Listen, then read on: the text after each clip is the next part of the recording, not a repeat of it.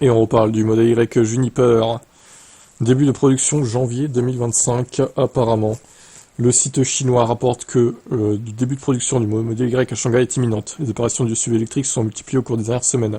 Il y a même eu des fuites, entre autres, avec une vidéo enregistrée il y a quelques jours à San Jose, en Californie. En octobre, les médias chinois ont affirmé que la version de pré-série du modèle Y était sur le point d'entrer en production. Il est attendu depuis un certain temps, comme ce fut le cas avec la mise à jour de la Model 3. La production de masse du SUV électrique démarrera donc vraisemblablement en janvier prochain, donc dans quelques semaines, dans quelques jours même. Si ça se confirme, le modèle ne sera probablement pas disponible en Europe avant plusieurs mois. En étant optimiste, on peut s'attendre à des premières livraisons en France dans le courant du printemps. C'est pour ça que c'est marqué mai d'ailleurs sur le site de Tesla pour certains modèles Y. Pas tous, mais du coup, mais... Bon, de toute façon, c'est un secret de polichinelle, hein. Et moi, je trouve ça assez bizarre que Tesla communique pas vraiment officiellement sur le restylage de ses véhicules, qu'on doit attendre des news par-ci par-là, des fuites, etc.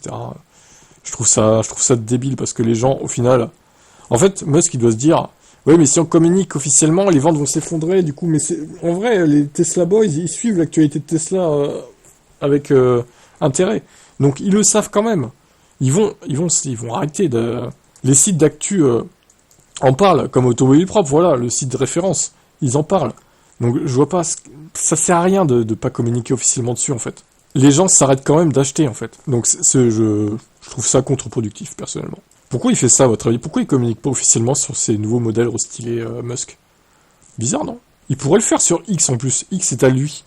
Qu'est-ce que ça serait gratuit de faire ça, de communiquer? Il pourrait communiquer le design officiel du véhicule, l'autonomie, la puissance, les 0 à 100, les différents niveaux de finition, etc. Comme les autres, en fait. Il le fait pas. Bon, je sais pas pourquoi. C'est quand même assez bizarre.